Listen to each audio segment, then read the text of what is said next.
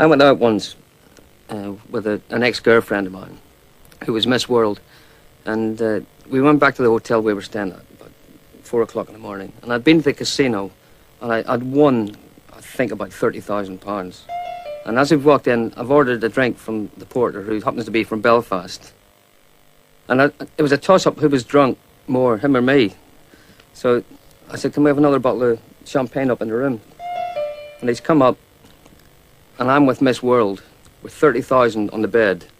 He's brought Dom Perignon up. I've given him a tip. I've given him 50 quid, which is probably more than he earned in a year. As he was leaving, he turned around and he said to me, he said, Mr. Best, he said, I've got to ask you something. And he's turned around, he's looked at this Miss World strutting around with no clothes on, and all the money in the bed. And he said to me, where did it all go wrong?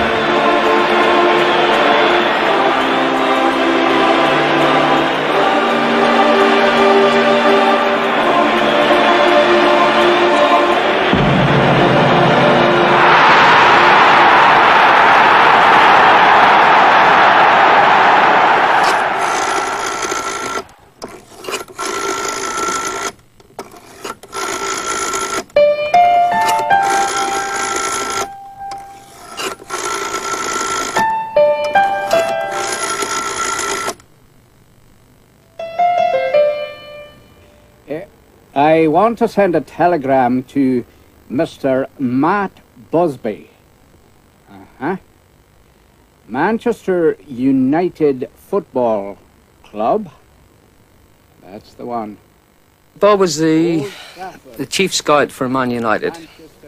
And he was the one that basically discovered me. And the message is, I think I have found you a genius. Stop. And sign it, Bob Bishop. When I was a kid, I was so small and skinny. I don't think anybody believed it was possible for someone that looked like me to be able to play football. One day he pulled me aside and he said, I think you're a little bit special.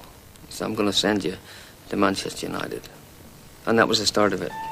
Well now, young man, the rest is up to you. Bonetti for Chelsea.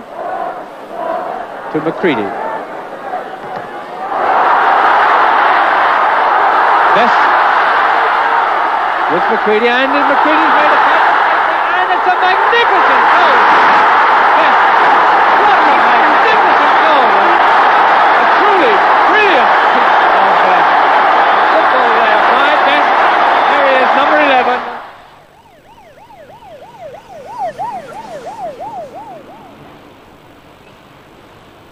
I'd never been outside of Belfast more than about 10 miles when we used to go to the seaside at Bangor. So they come over, and I came over with another young boy called Eric McMorty. And we came over on the boat. And I said, when you get to Liverpool, jump on a train, come to Manchester, get in a taxi and ask for Old Trafford and we'll meet you. So we get in a taxi and we ask for Old Trafford. So the taxi driver says to like two 15-year-old kids who have never left Belfast before, which Old Trafford? And we thought, like, we're supposed to be the thick ones, we're Irish. I knew I was better than most kids of my age back home in Belfast. But when I arrived, in my funny way of thinking, I used to figure, well, I'm here, and they've got 4 teams. They've got the first team, the reserves, the A team, and the B team, plus the youth team. And I thought, by the time I wait for all the ones in front of me to make it, it's going to be too late. So Eric and I sat up and we talked about it. And he said to me, do you want to go home? I said, yeah. I said, we're wasting our time. So we decided to go home. When I went home after the first day, I felt a little bit like I was cheating my mum and dad, because they'd done so much for me. And I'd come over and been given this opportunity that kids dream of. And I felt like I'd nearly thrown it away. So I went back 2 weeks later. I was determined, whatever happened, one way or the other, I was going to stick it out and make sure it worked. The first game I played, I remember walking down the tunnel. I was a kid who'd never played in front of like more than 200 people before. And all of a sudden, the people opposite you see you. So they start the chant because they know the team's coming out. And all of a sudden, it goes round the ground. And it gets bigger and bigger, getting louder and louder and louder. Freak out. And I couldn't hear anything. And I thought, I can't believe this. For me, it was like a dream come true.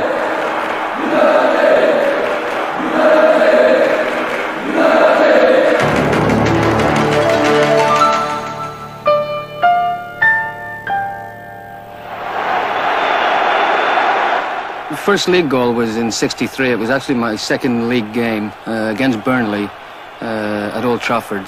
We'd just lost at Burnley very heavily.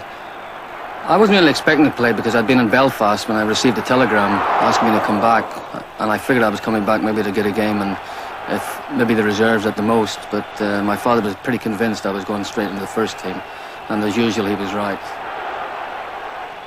So I got in touch with the people at Old Trafford and I said, look, if I come and play, I want to be back in Belfast the same night, finish my Christmas with the family. And I thought, this kid is telling us what to do. So anyway, I came over, I played in the game, and I scored my first league goal. And we beat them 5-1. And I was back in Belfast the same night. And the biggest thrill I've ever had was reading my name in the Belfast newspapers, saying that I'd scored at Old Trafford for Manchester United.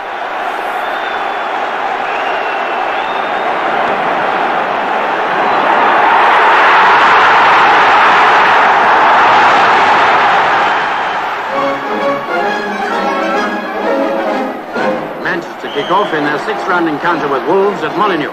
And Wolves draw first blood, a goal from Macklemore. Football in the 60s was so much fun because you basically knew 99% of the time when you went out to play against teams that there were going to be lots of goals, lots of excitement. Wolves after it again. Folks was about to clear, but Macklemore was there again. There were very, very rarely 0-0 draws. You knew there were always going to be goals and sometimes goals galore. So it was tremendous stuff. From the kick, Dennis Law, who just had a knock on the head, used his head to score Manchester's first.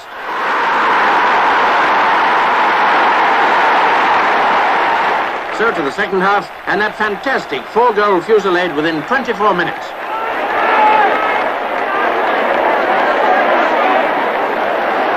The equaliser came from across from Connelly, hit home by Hurd.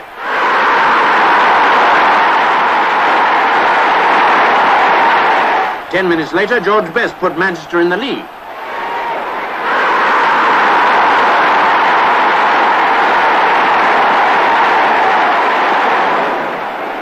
Now scoring their fourth, wing-half Kieran.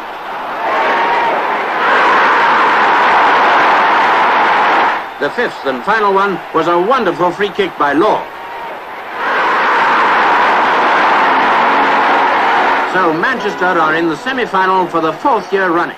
I was in a team with some of the greatest players of all time, no matter who you talk about. You talk about Dennis Law and Bobby Charlton, Paddy Crerand, Nobby Stiles, even the so-called unsung heroes like Bill Foulkes and Shea Brennan and Alex Stepney, who people seem to forget about.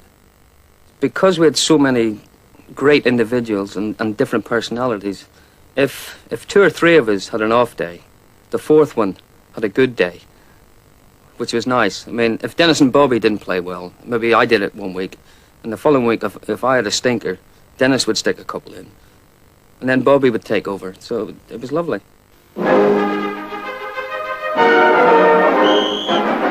Wolves kick off on home ground at Molineux in their fifth-round encounter with Manchester United.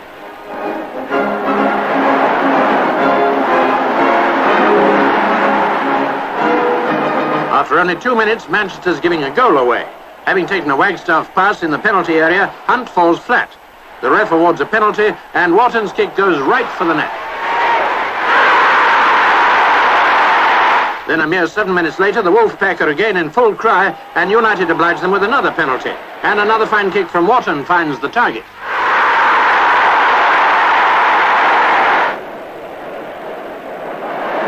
2 goals down, the most exciting forward line in British football gets into top gear.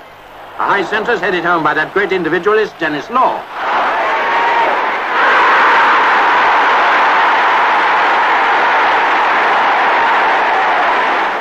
Second half now, and Dennis Law, who always seems to cover an incredible area, positions himself to head home Manchester's equaliser.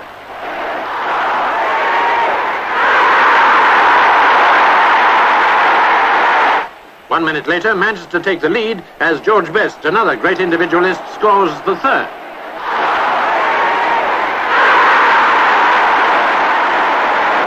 Having tasted blood, Wolves are after more, and Greg in goal has to watch he doesn't get savage.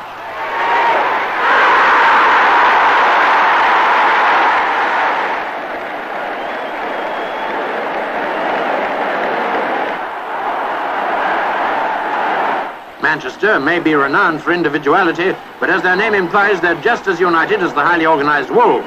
2 minutes from the end, Best gives Hurd his chance to score number 4.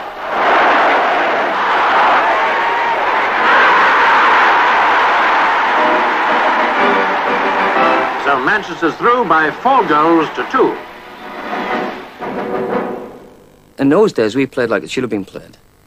You know, we played 2 full-backs, 3 half-backs and 5 forwards, the way the game should be played.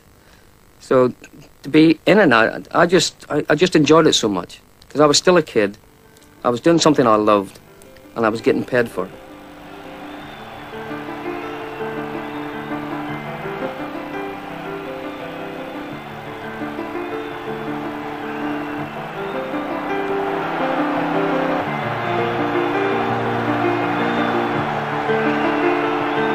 Best.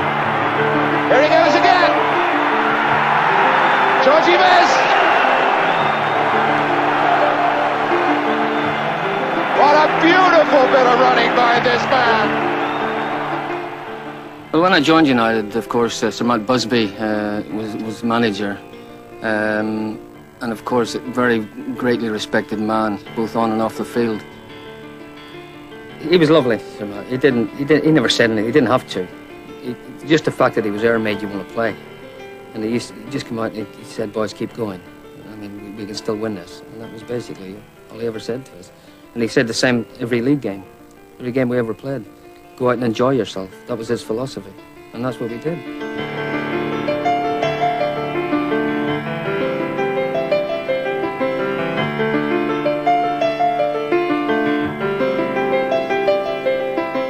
We'd never heard of tactics.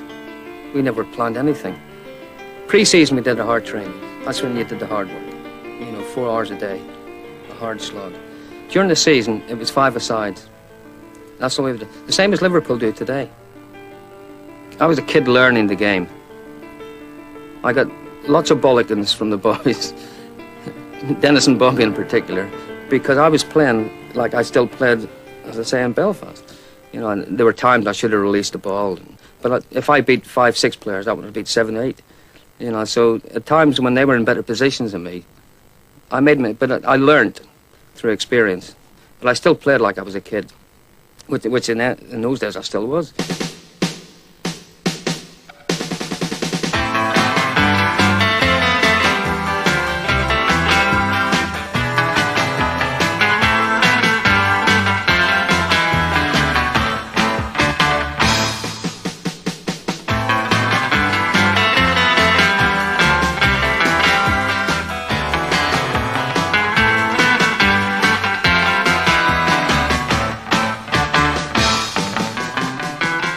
George Best, Britain's superstar footballer.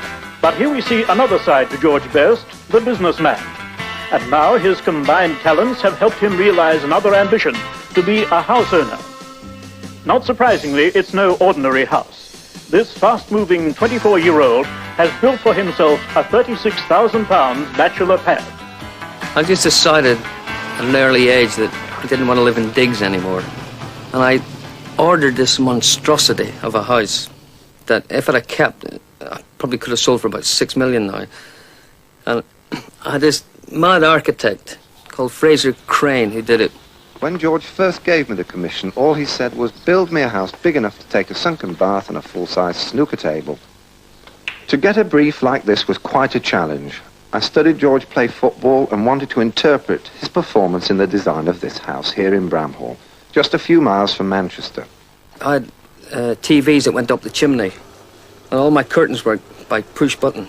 It was total madness. Everything in the house worked by push button.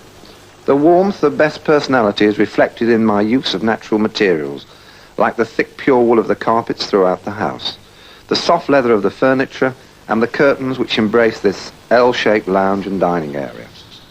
After a couple of months, when the coach parties started arriving on a Sunday and parking on my lawn and having picnics and stealing my goldfish from the pond, I decided it was time to get out of being a superstar. So I went back to Mrs. Fullwest. The 60s was such a tremendous era, really, for everything. Music, fashion, everything was changing. And to be part of the football scene at that time was probably the most exciting period of my life and a lot of other people's. The club won the FA Cup in '63, the League '65, again in '67, European Cup '68. I mean, I couldn't have written a better script for my 10 years at Manchester United in those days. Looking back, I would say they were obviously the best 10 years of my life.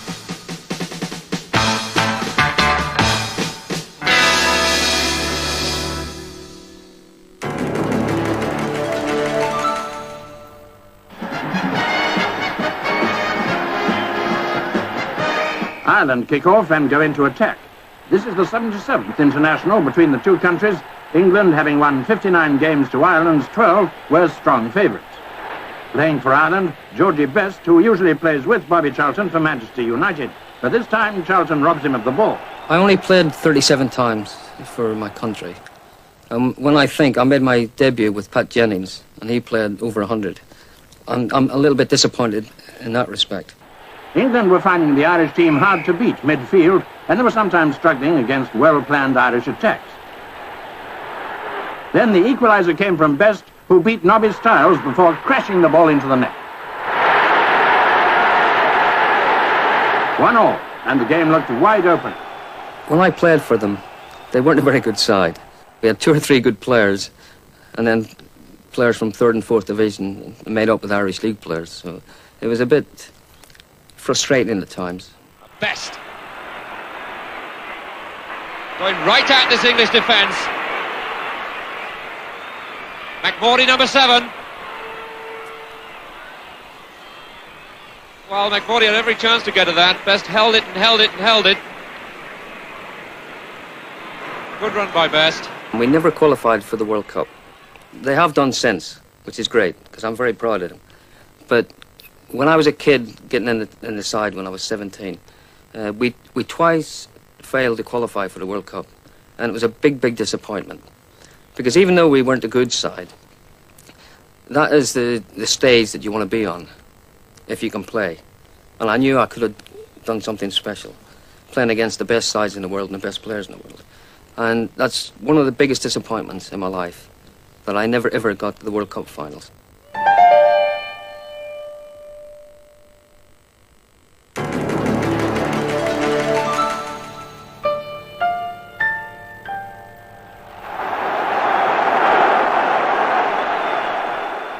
United had always been reasonably successful in Europe.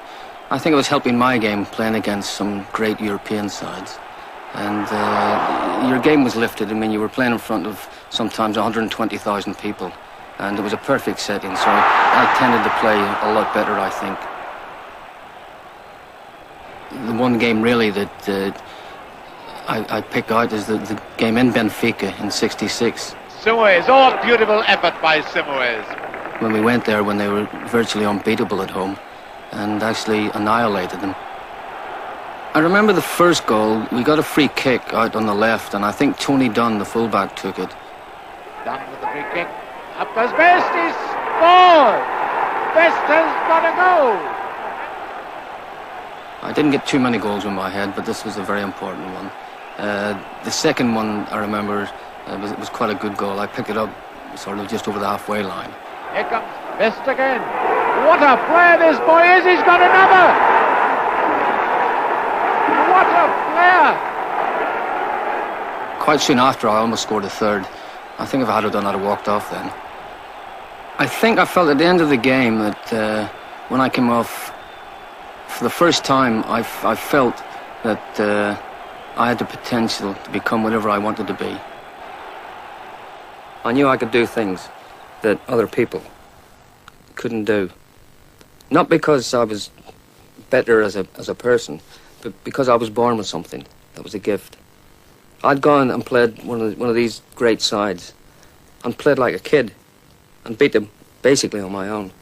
And that was the start of the El Beatle, because in those days, you know, my hair was the same as it is now, and I played with my shirt out like Dennis did. And the press picked up on like the fifth Beatle thing. So I wore a leather jacket and a sombrero because I knew that I was going to get my photograph taken. I was a kid and I loved it. I loved the publicity. I loved reading about myself in the newspapers. And unfortunately, it became a monster, which is probably the start of my downfall.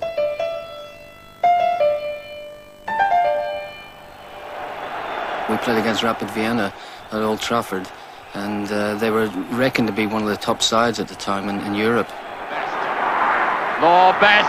Law. Oh, it's nearly got a goal. Morgan. Best.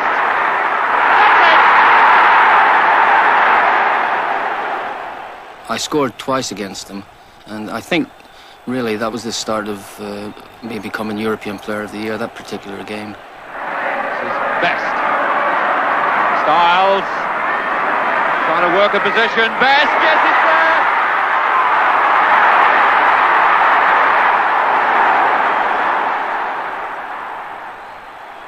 When I went to the club in 1961 as a 15-year-old kid, it was only 3 years after they'd lost so many great players in the air crash at Munich, returning from a European Cup game. No one ever really spoke about it at Old Trafford. It was always there in the back of their minds, I suppose. And it was always, we felt, an unwritten law that we had to be the club, the first English club to win the European Cup. The only thing that disappointed me was that Celtic won it the year before. And we should have been the first British side to win it.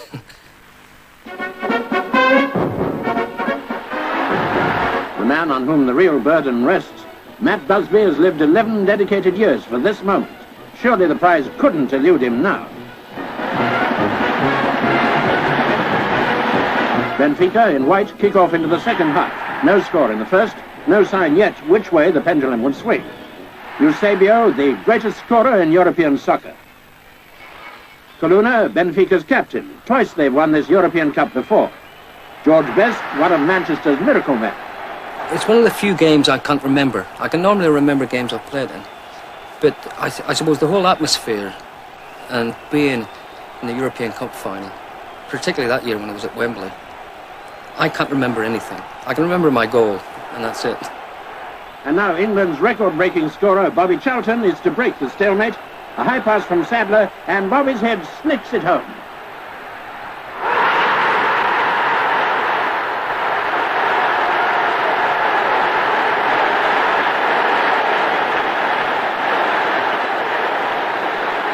After the tumult and the shouting, George Best has a try, but Coluna steals it from him. Could be trouble for United.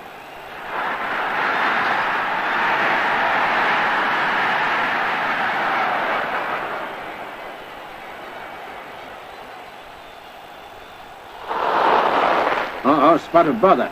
Referee Low Bellow sorts it out. Charlton's worried. Best has been injured. Luckily, a quick recovery, and Benfica's goalie ready for this onslaught by Best and Sadler. We were winning 1-0. We hadn't really played very well over the 90 minutes. And they equalised with, I think, 5 minutes to go. Centre-half Bill Fowkes as Benfica advance. A centre from Torres and Gracia equalises.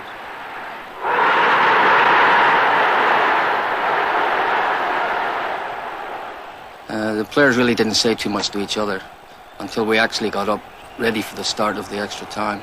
And sort of all do each other, we're trying to G each other up and saying, come on, we can do it.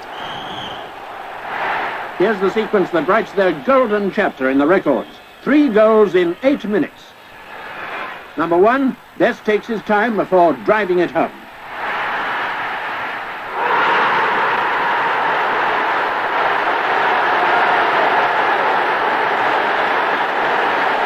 The next one comes from a corner.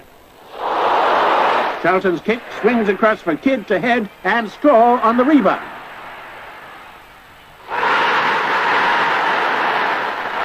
Three goals to 1. United have got it made.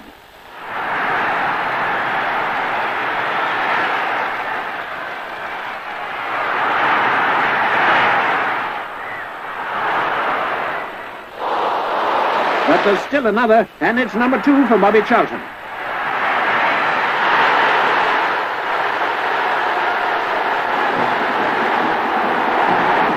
That's how history is made.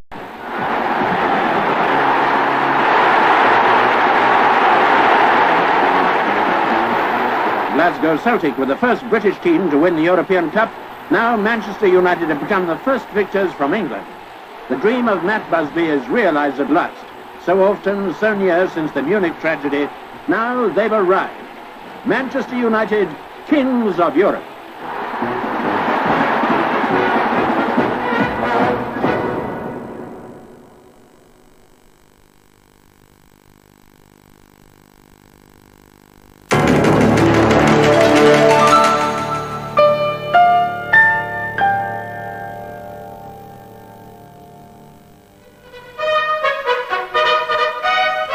The early start to the season means a timely shot in the arm for millions of fans who miss even a few days without their favourite relaxation. It was a chance to see how the European champions would fare against their traditional Merseyside opponents, Everton. Everton kick off. With the exception of Wilson, they were playing their cup final team. Creran to Styles. With their European triumph, United have set themselves a terrifically high standard. This United attack is thwarted, Labone heading it clear. In '68, when we won the European Cup, everybody said this is the start of something beautiful and wonderful, and it should have been. We were the best side in Europe. Now, Footballer of the Year, George Best, had the crowds in a frenzy and the ball in the net. We played together. We've known each other for like 100 years because it was off the cuff. We knew how to play. It was like the great Real Madrid or the Brazilians. That's how we played. But they weren't level for long. Only 3 minutes later, George Best sent a beautiful cross for Bobby Charlton to score the winning goal of the day. And all of a sudden, they were bringing in players, they were buying players that didn't have the right to wear the red shirt of Manchester United. I'm paying millions for them. And I just got totally disillusioned, playing with amateurs after playing with some of the greatest players in the world. Sadler is up there at the near post. Good back header.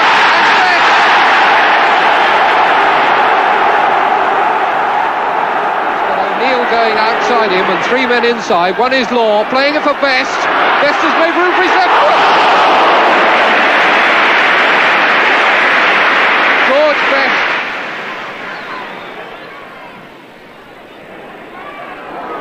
Tommy Taylor's header. George Best. This incredible ability that George Best has to turn. George Best sold 2 dummies and now has made a chance for himself. His hat-trick!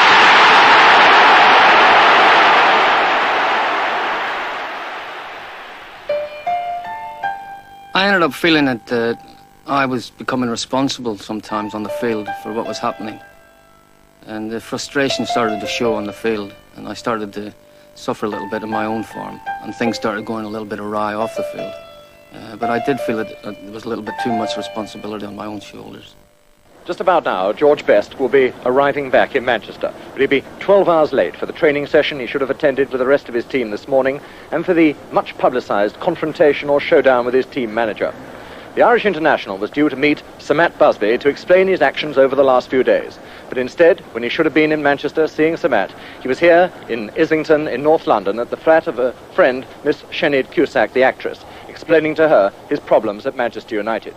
Tonight, Miss Cusack said that Best, one of the most highly paid and controversial players in the country, was very distressed and upset. The pressure off the field, I think, was really affecting the way I thought about football. I really felt that I couldn't play football anymore. I started coming to London quite a lot. On one occasion, I came down to stay with a girlfriend, and I thought I'd have a nice, quiet weekend with her. I ended up being holed up in her flat for about 4 days, with literally dozens of pressmen outside. I ended up having to call the police and some friends of mine to whisk me away. So the whole thing was becoming a circus. I've apologised to Mr. Busby and the United club for the way I behaved over the weekend, which was completely wrong, and I know it was. Is it football, George, that worries you, which presumably would not be a personal problem? Well, like I said, the problems is a personal thing. There's only 2 people who know about them, and it's the boss and myself, and I don't want anyone else to know. Are you satisfied with your football career at the moment, the way it's progressing? Well, I'm satisfied. I'm playing for the best club in the world, so I'm quite satisfied. Yeah. Bobby thought I was letting the club down, the way I was behaving, and I'm talking towards the end. So, I mean, he'd look up at me to hit a ball to me, and he wouldn't, and I would do the same, and it became like a stupid. We were like school kids. He won't admit it, but I will. And it was silly because we were playing for the same cause. I mean, he loves the club, probably more than anybody. And it was daft. So it started to show in the way we were playing together. And now George Best. Bonds after him. And still George Best. All going, cutting one side of Lampard, sending him the wrong way, and still George Best. And it's still George Best with a shot that had Grotier down. Well, I was still doing it on the pitch. And performing what I did better than anybody else. It was okay. I got away with things. To George Best again. Getting past Robson. Still with Best. Letting one go, and a goal! George Best then. And of course, when results started going against us, and the team went in a decline after 68, when we were the best club side, then it became very, very difficult. Because the British press have got this lovely habit of putting superstars on a pedestal and letting them stay there for about 10 minutes and knocking them off. How did it go, George? Have a hat, gentlemen, please. I'd been suspended for, I think it was 6 weeks. It might have been 4 or 6 weeks. So we were playing Northampton in the Cup. All the media were saying, why should they bring me back? You know, because the team's doing well. Conclusion, it's Best! Georgie Best! Ferret through for Best. Here he goes again. Georgie Best! Willie Morgan coming over to help Kidd now. And a chance for Best. Here's the hat-trick. There it is eventually. Kidd again. Here's Best. Number 4. Georgie Best, just the tiniest touch. Burns, right in action right away. Best going through the middle. He's on for 5. There it is. It's Crerand. Best. Here's the record. There it is. It was just one of those games. We went there, we beat them 8-2, and I scored 6 goals. And it was like a fingers up to the lot of them who'd said I shouldn't play again. So, Matt, you've said before that you were retiring. Do you really mean it this time? Oh, yes. Well, I meant it the first time, too. But unfortunately, situations developed whereby the directors asked me to fill a gap for a period of time. But I can assure you this time it's the end. It is the end. I won't certainly entertain it again. Well, after Sir Matt retired, there were so many managers coming and going. It was like a revolving door. It was very difficult for the players to get to know them and get to respect them, really, because they didn't stay long enough to earn that respect that Sir Matt had earned. It's said that you're looking for something in the region of £350,000 for George Best. Is this true, Frank? This is a figure that's been put by the newspapers. The club has put no figure on George Best's valuation, and we'll have to wait to see what propositions come in from other clubs. So George Best will never play in the United first team again? As far as I'm aware, the decision was made with that in mind. I eventually decided to leave England. I was being hounded constantly by the media, so I decided to go off to Spain, thinking it would be a nice place to get away from it all and get a little bit of sunshine and relax. It ended up being as bad in Spain, or maybe even worse, because they were following me and looking for all sorts of stories, so it became an even bigger nightmare there. Unfortunately, after about 5 days, I had a thrombosis, sitting in a bar. So I had to jump in a plane and come back. And they stuck me in intensive care for a week.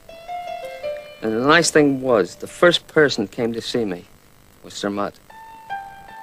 He walked in and I was lying there with a drip, thinning my blood out to get rid of this thrombosis, which fortunately for me, instead of coming up to my heart or my brain, had gone down to my leg.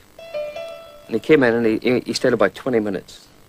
And he said, everything's all right, and if you need anything, call me. And as he walked out the door, he turned to me, he said, George, get back in the game. We all miss you.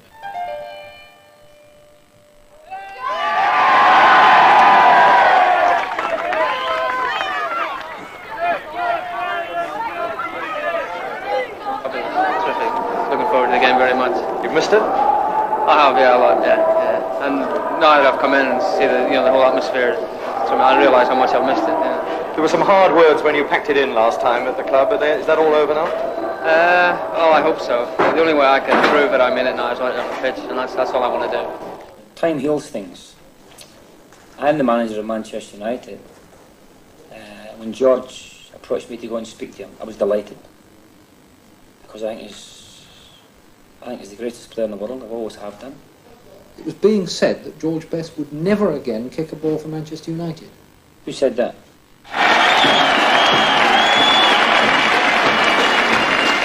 Well, when Tommy Docherty arrived, I went back for a short while. I didn't get on very well with him when I went back, and he let me down on one occasion.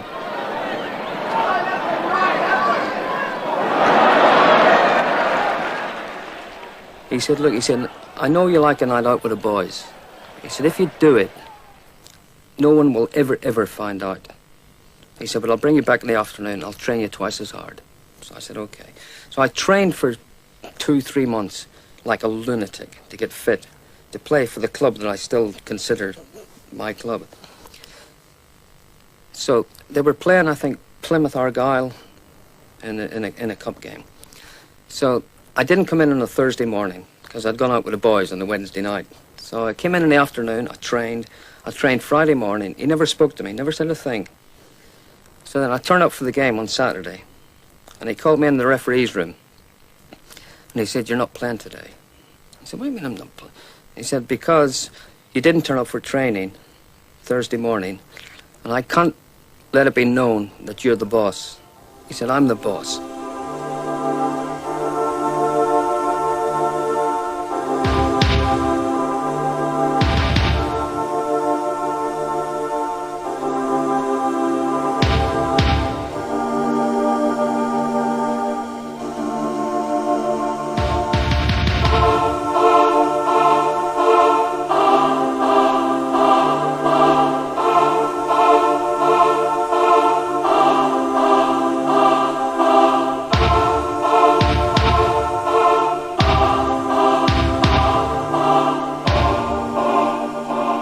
So I said, if I don't play today, I will never, ever play for Manchester United again. All the players left, and I went up and I sat in the stands on my own for about an hour. And I just sat and I looked at the pitch for an hour. And I walked out and I never went back. Because of one man.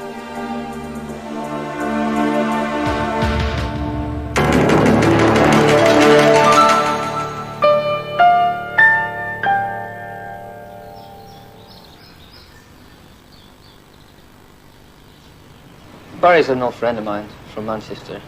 And he came and asked if I'd be interested in playing a couple of friendly games for him. And there was no reason why I shouldn't.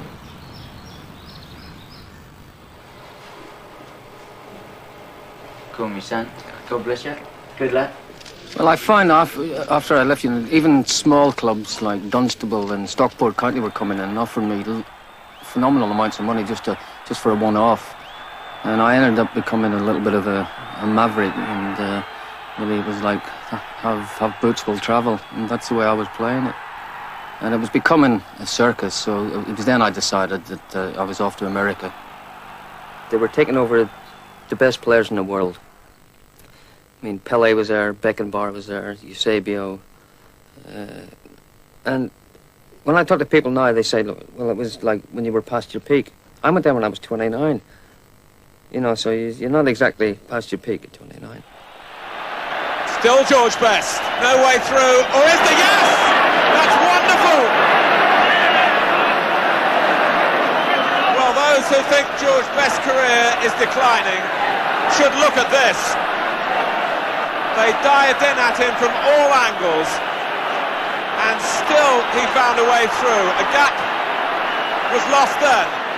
Another trick, another turn. And this is the very best of George Best. It was a funny time in my life because I was playing in America, and the chairman of Fulham called me up and he said, look, he said, because the season in America at that time was only about 6 months. So he said, for 6 months you're sitting around doing nothing. Come back and play in the English League. And he said, I've just signed Rodney Marsh and Bobby Moore. And Marshy is, I mean, if you're talking about characters, he is one of the greatest of all time. So I said, okay. So we came back, and I think at the time their average attendance was about 3,000, and we had 25,000 at the game. So all of a sudden they got the money back.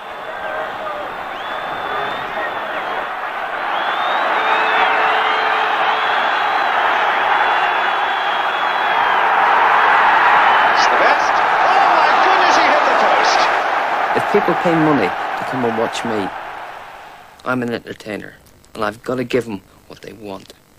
I've got to make them laugh. I want to see them walk away from the stadium with smiles on their faces. We played against Hereford once, and Rodney and we ended up tackling each other, just for a laugh. I mean, we planned it. I said, Rodney, come and get the ball off me so we can make them laugh. Hurdle beautifully over top. Took it off Rodney Marsh. Marsh coming back to tackle him. Well, you can do that when you're 4-1 up. And when I watch it now on screen, it's lovely to see people with their kids leaning over and laughing. You go to any First Division ground, well, go to any ground today, you don't see anybody laughing. And that is terrible, that you can go to a sporting event and not enjoy it.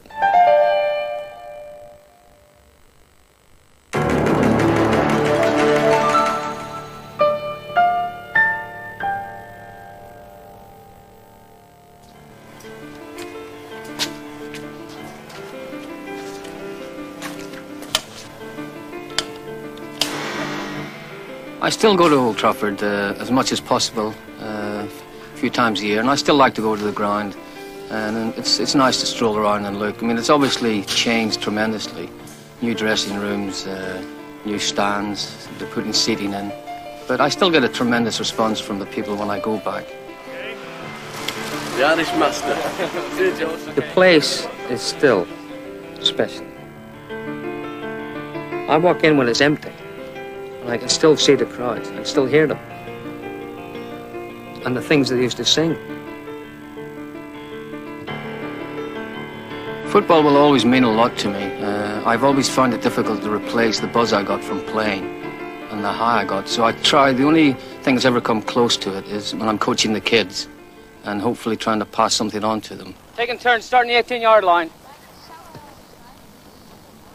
The one thing that amazes me is the fact that the kids know who I am, which is a tremendous compliment to me, not only in this country, but when I go abroad. So it's obviously stuff that's been passed down from their parents and grandparents, and it is a great compliment. It's getting better. Who's next? Get in, get in! Bad luck, bad luck. If the kids mess about, I give them a smack across the back of the head and tell them to take it seriously. Because apart from, it's got to be fun anyway. But at the same time, you've got to work at it. And I find I like working with kids 8, 9, 10. And I find when they get to about like 15, 16, all of a sudden they think they know it all. Right, you want to try a couple of in-swingers? Yeah? Yeah, go on. Come on then. Are you all right-footed? No. Yeah. No, yeah. Make your mind up. What's this, your left foot? Yeah.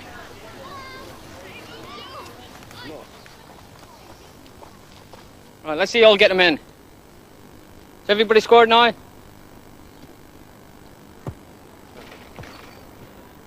I still have people coming up to me and saying, when you didn't like training, you didn't turn up for training. You couldn't do what I did if you weren't fit and healthy and train hard. I train harder than anybody I've ever known. I used to go out in the ground and try and hit the crossbar, you know, from 15, 20, 30, 40 yards, just to improve my skills. It was pride, because I didn't want anybody to be better than me. Well, there's a difference between a loner and an individual. I think I do my own thing, and I still do today. I mean, people tell me I shouldn't do this, I shouldn't do that. And I should go to bed at 9 o'clock at night, I should get up at 8 o'clock in the morning. I do what I want to do. I'm fed up with people ripping me off, which they have done for the last 20-odd years. So I do exactly, if I want to go out every night and get drunk and fall over, that's my prerogative. I can do it. And I don't want any bosses telling me what to do, because I'm my own man, and I always have been. Right or wrong, that's my philosophy, and that's the way I believe life should be led. Best. Styles. Trying to work a position. Best gets it there.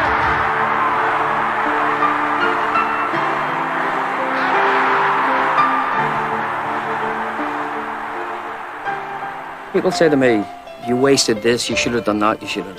And I say, well, you look at my record. Tommy Taylor's head up. George Best. I was at Manchester United for 12 years almost. I was the leading goal scorer for 6 years. To Best. Here he goes. And George Best. We won the league twice, we won the European Cup, we won the Youth Cup. And people say to me, you wasted your talent in your life. I said, well, look at my record. How can you say that? But O'Neill to George Best again. Getting past Robson. Still with Best. Anyone go? I said, there's not many players in a modern game have ever achieved what I achieved. Best. Nice dummy and shot, yes!